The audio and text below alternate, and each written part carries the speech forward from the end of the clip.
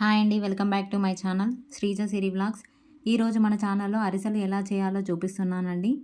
దీనికోసం అయితే మేము 3 కేజెస్ పిండికి ఒక 2.5 కిలోల బెల్లాన్ని తీసుకున్నాము. 3 కేజెస్కి అది సరిపోతుందండి. ఇంకా ఎక్కువ అయితే మరీ స్వీట్ ఎక్కువగా అయిపోతుంది. అందుకని 3 కేజెస్ పిండికి ఒక 2.5 కిలోల బెల్లం తీసుకుంటే సరిపోతుంది.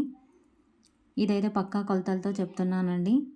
దీనికోసమని మనం ఒక స్టవ్ పైన ఒక గిన్నె పెట్టుకొని అందులో ఆ బెల్లాన్ని అంతా వేసి, అందులో ఒక మన టీ గ్లాస్ ఉంటుంది కదండి, దానితో పాటు ఒక 2 గ్లాసుల వాటర్ పోసుకోవాలి. 2 గ్లాసులకి కొద్దిగా వాటర్ పోసుకుంటే అది మొత్తం మరుగుతూ ఉంటుంది. దాన్ని మరిగిన తర్వాత ఇప్పుడు చూసారా, ఇలా ఒక గిన్నెలో వాటర్ తీసుకొని అందులో మనకి పాకం వచ్చిందా లేదా అని టెస్ట్ చేస్తున్నాము. ఇలా చూడండి, మనం చేత్తో ఇలా ఇలా అంటే అది ముద్దగా రావాలి మన చేతికి. చూడండి, నేను చూపిస్తున్నాను కదా, ఇలా ఒక చేత్తో మనం ఇలా ఇలా అన్న తర్వాత మనకు ఆ చేతికి ముద్దలాగా వస్తే మనకి పాకం అనేది కరెక్ట్గా వస్తుందన్నట్టు. బెల్లాన్ని మరీ ఎక్కువగా కూడా మరిగించకూడదు. అలా వచ్చిన దాన్ని మనం ఆ వేడిపైనే మనం తొందరగా పిండి వేసి కలుపుతూ ఉండాలి. ఇలా మనం ఇంకా లేట్గా చేస్తే అది సరిగ్గా రాదు. అందుకని చెప్పేసి ఆ పాకం దించేసి మనం వెంటనే ఒకరు కలుపుతూ ఉంటే ఒకరు పిండి వేస్తూ ఉండాలండి. ఇదైతే మనం బియ్యాన్ని ముందు రోజే నానబెట్టుకోవాలండి. ముందు రోజే బాగా కడిగి ఒక క్లాత్ పైన ఆరబెట్టుకోవాలి.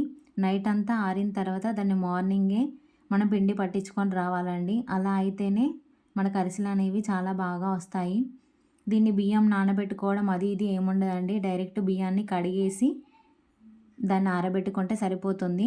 కొంచెం ఎక్కువ సార్లు బియ్యాన్ని కడగాలి, ఎందుకంటే అలా అయితేనే మనకి పిండి అనేది తెల్లగా వస్తుంది. ఆ టేస్ట్ కూడా బాగుంటుంది.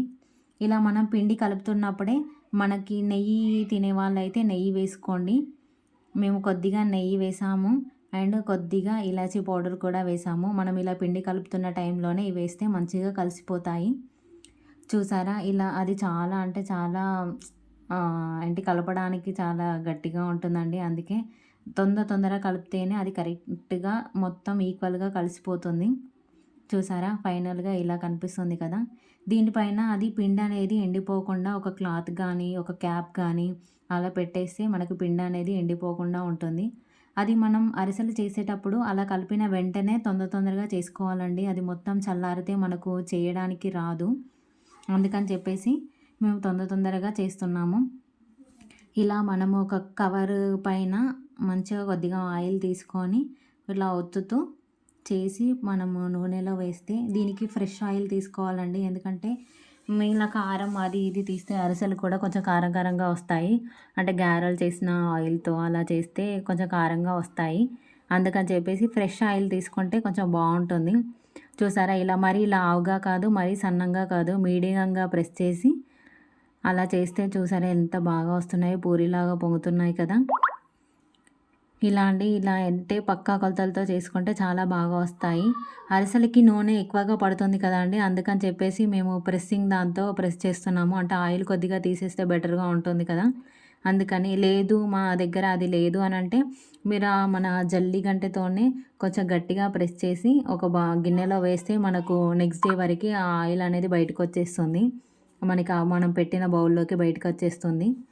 అలా ప్రెస్ చేసినా పర్లేదు, ప్రెస్ చేయకున్నా పర్లేదండి. అంటే మా దగ్గర ఉంది కదా అని మేము యూజ్ చేస్తున్నాము.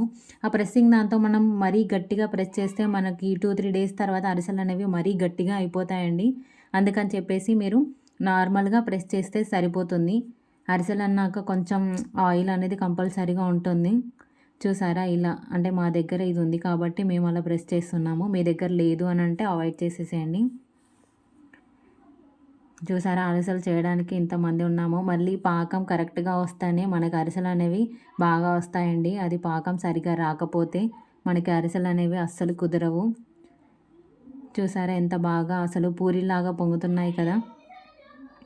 ఇది మీకు కరెక్ట్గా కొలతలతో అంటే నేను చెప్పినట్టుగా చేస్తే కరెక్ట్గా వస్తుందండి. చూసారా ఎంత బాగా పూరీలుగా పొంగుతున్నాయో. దీనికి కరెక్ట్ ప్రాసెస్గా చేస్తేనే అది మనకి కరెక్ట్గా వస్తుంది. లేదంటే ఆ పిండి మొత్తం వేస్ట్ అయిపోతుంది. పాకం సరిగా రాకపోతే పిండి మొత్తం వేస్ట్ అయిపోతుంది. అందుకని అరిసెలు చేసేటప్పుడు చాలా జాగ్రత్తగా చేస్తారండి. ఇష్టం ఉన్నట్టుగా అంటే చేయరు. ఇది మనం ఇంట్లో చేసుకున్నట్టుగా గులాబ్ జామ్ కానీ అలాంటి వాటిలాగా కాదు కదా! అందుకే బెల్లం పాకం పట్టడం అనేది కొంచెం అంత ఈజీ కాదు. అందుకని చెప్పేసి కొంచెం జాగ్రత్తగా చేసుకుంటే మనకి చాలా బాగా వస్తాయి. అందుకే మీరందరూ కూడా ఒకసారి ట్రై చేసి చూడండి. ఎలా వచ్చాయో, ఎలా ఉందో కామెంట్ బాక్స్‌లో చెప్పండి. మా అరిసెలు మాత్రం చాలా అంటే చాలా బాగున్నాయండి. టేస్ట్ మాత్రం అదిరిపోయాయి. చూడండి ఎంత బాగున్నాయో. మీరందరూ కూడా ఒకసారి ట్రై చేసి ఎలా ఉందో చెప్పండి. Thank you.